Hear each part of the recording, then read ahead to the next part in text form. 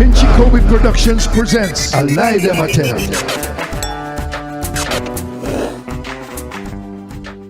I'm trying to remember listening. I'm just having a background memory here of Rocksteady, and then it has a. So isn't it? So which one is it? Is it Sky that is faster?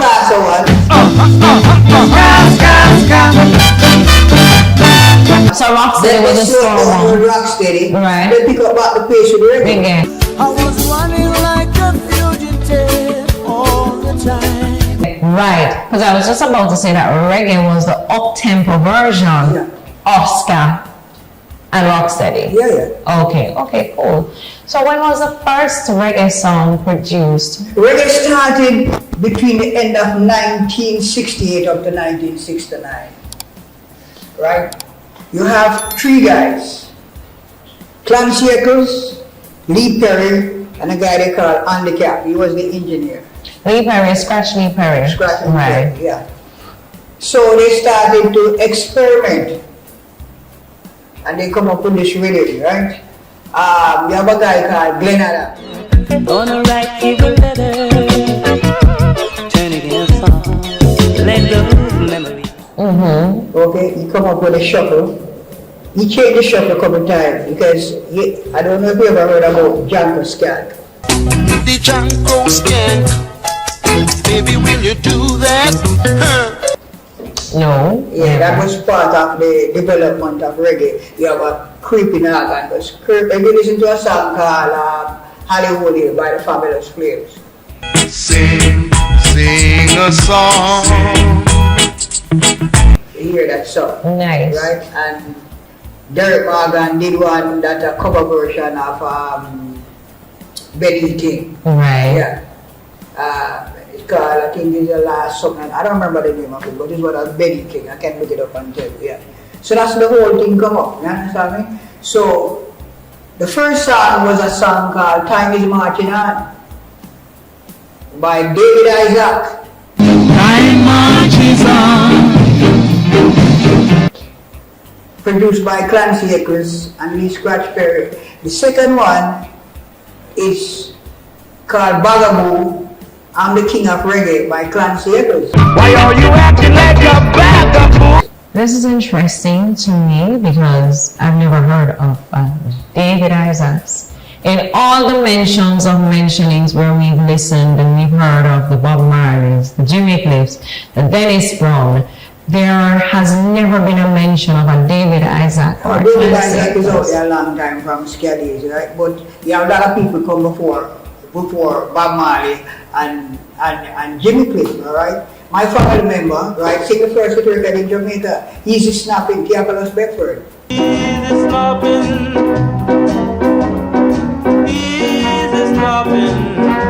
And Bob Marley is not the first international artist. Was Billy Small and Prince Buster. Billy Small. And Prince My boy, lollipop, you make my heart go giddy up. and Prince Buster. And Prince Buster. Madness, they call it madness. You know, I find our musical history to be so rich because it's like the bigger you deep is the more you find.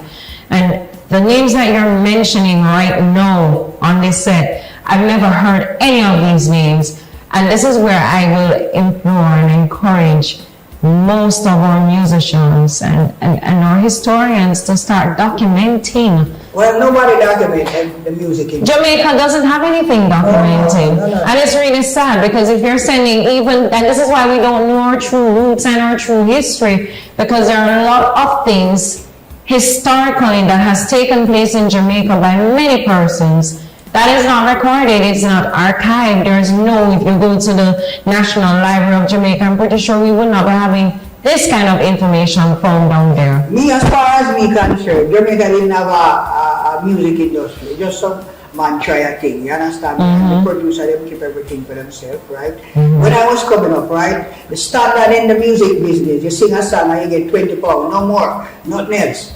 And the producer owned everything. All the rights. All the rights. You never have my rights. As a matter of fact, we wasn't singing for money. We just want to hear our name on the radio, and we have a lot of girls and go dance and this and that. Killing me for that, you know, right? And Dennis Brown, that and this, and Greg Rice and that, and you know, certain. So it really was just about fame and having the ladies by your side. That's right. But no true vision with your craft and the wealth that could have been amassed behind it. You know, sir, you know.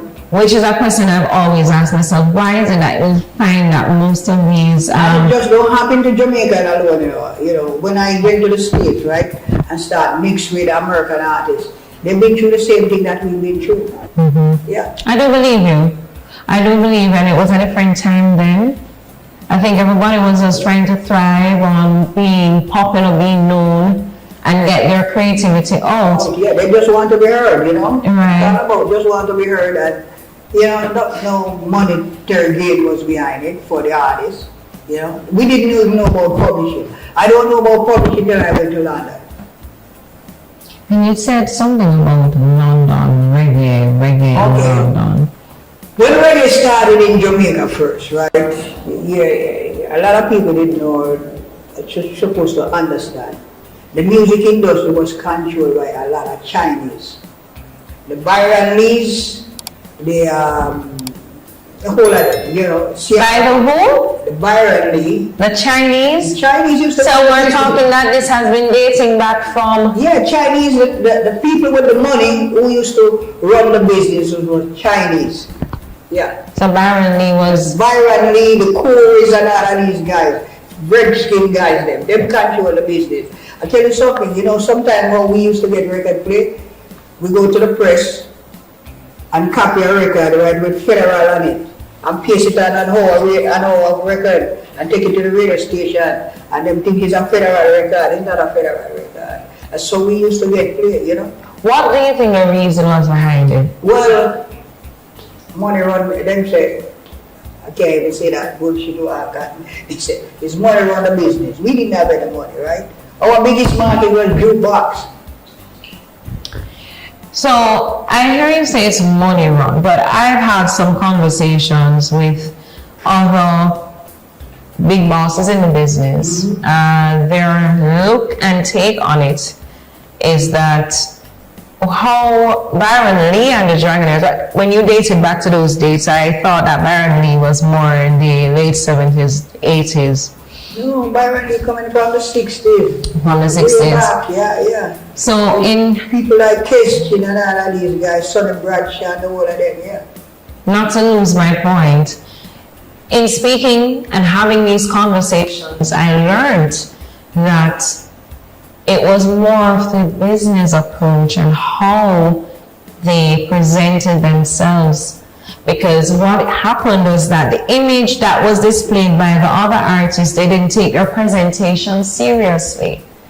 And so therefore, it made them more marketable. It made Mr. Lee and the other name that you just mentioned more marketable to be able to be taken seriously, to be going internationally with most of these songs. Who was the first man who started put out a song internationally?